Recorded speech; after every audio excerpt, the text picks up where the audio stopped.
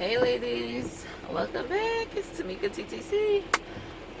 So today is like cycle day. I don't know. Okay. I don't know. I'm so tired. I've literally had like maybe 2 hours of broken up sleep. I'm so tired. Okay. So can you see this dreary day? Yeah, they're calling it the worst weather day of the year. There have been tornado warnings all over the radio this on my way, and even now when I just got in the car. So just no, the warning's over now. So this has been kind of crazy, and it's nearby, so it's just like this crazy rain. So anyway, I just left my RE, my current RE, doing a consult here, and all my blood work is back. That one that I was saying was coming in, I couldn't see it yet. That was actually the results of my biopsy, and which came back normal. So the biopsy was completely normal. Also says no signs of chronic endometritis or something like that. He said that's what he was interested in. What that means is, some women get like inflammation or something like that, so that wasn't there. Chronic endometritis is chronic inflammation of the endometrium, the uterine lining. Chronic inflammation may hinder normal implantation of an embryo and its subsequent development. He said, my hemoglobin was normal. He doesn't think I need an iron supplement. So I'm not going to take the extra iron.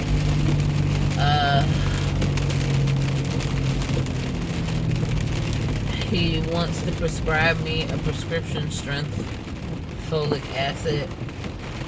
I'm going to keep taking my prenatal that has the methylfolate, but he wants to give me like extra folic acid. He did say that my progesterone, being 6.6, is low. He said he'd like to see it like at least 10. So that's an indication that I would require supplementation, but we're pretty much doing progesterone and oil for this cycle. So we talked about that. So I'm going to be on birth control until January 2nd. Oh God, my weight on his scale. Listen, my weight, 256 point something. I didn't even look at the point. I was just like, I know I'm retaining water.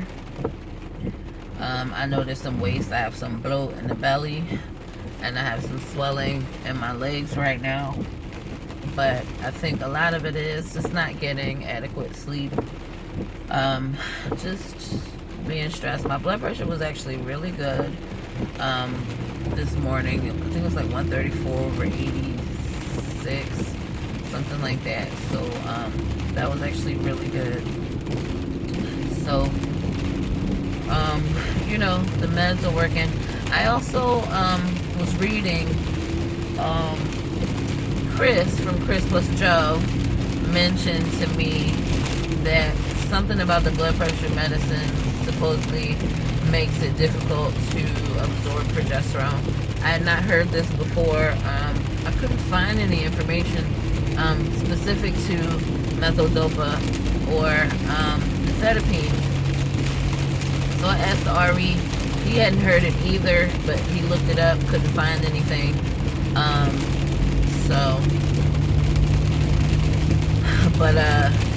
Considering that I didn't absorb that last progesterone suppository, and I was not on blood pressure meds for my IUIs, so it was possible.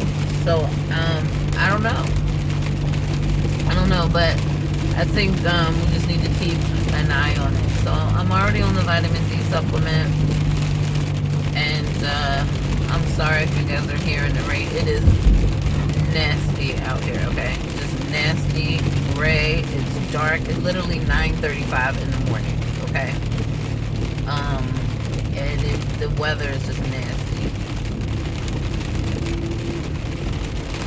So, anyway. So,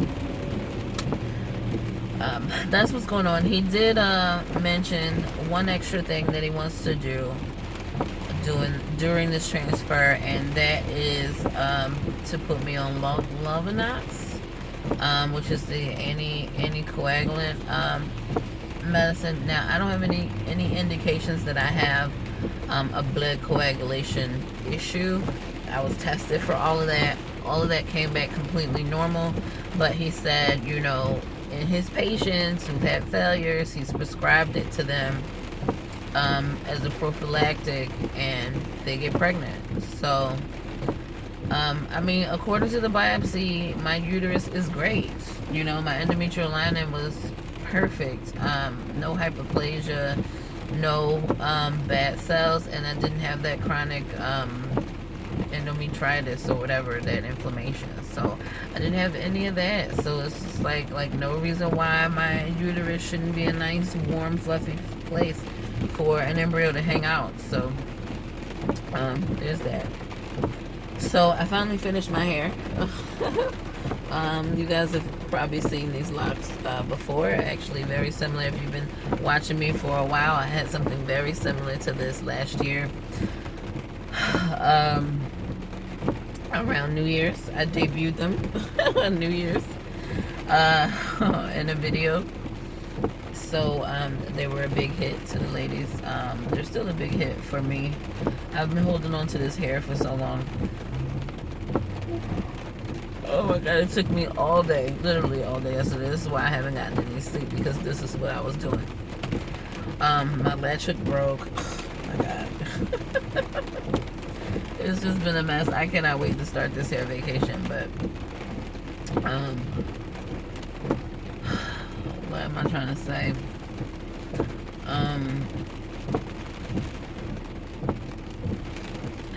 So yeah, so that's what we're gonna do. So I had the biopsy. I'm on birth control until January 2nd, and I will stop taking birth control on January 2nd. I'll get a cycle, and then I'll start the estrogen.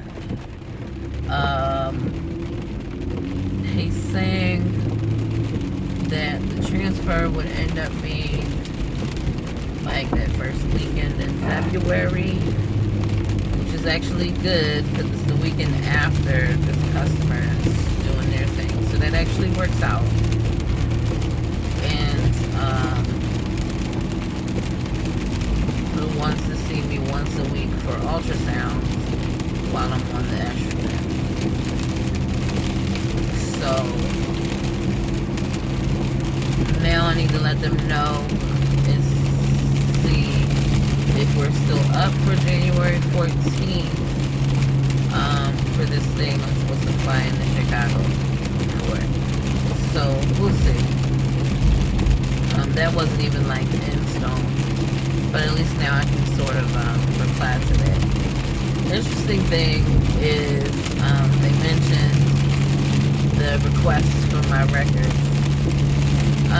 You know, they asked me if I wanted them to be sent. My packet is like so big, and I know it's a lot of work for them. And to be quite honest, I don't think I'm going with that already. I haven't had a chance to have another consult, but I don't feel good about that particular clinic. It's not the doctor, it's just the running around and all of the back and forth with insurance. Do I go to Jacksonville? Do I just do, out of network? That's too much. And then I don't feel like I would be able to like partner, So Oh, Walgreens. I need to go to Walgreens. So yeah, at first I said, yeah, you can send it. I know it's a lot of work for you. And then I said, you know what? That's a lot of work for something I'm not gonna do. So, no, never mind. Just no, don't send it.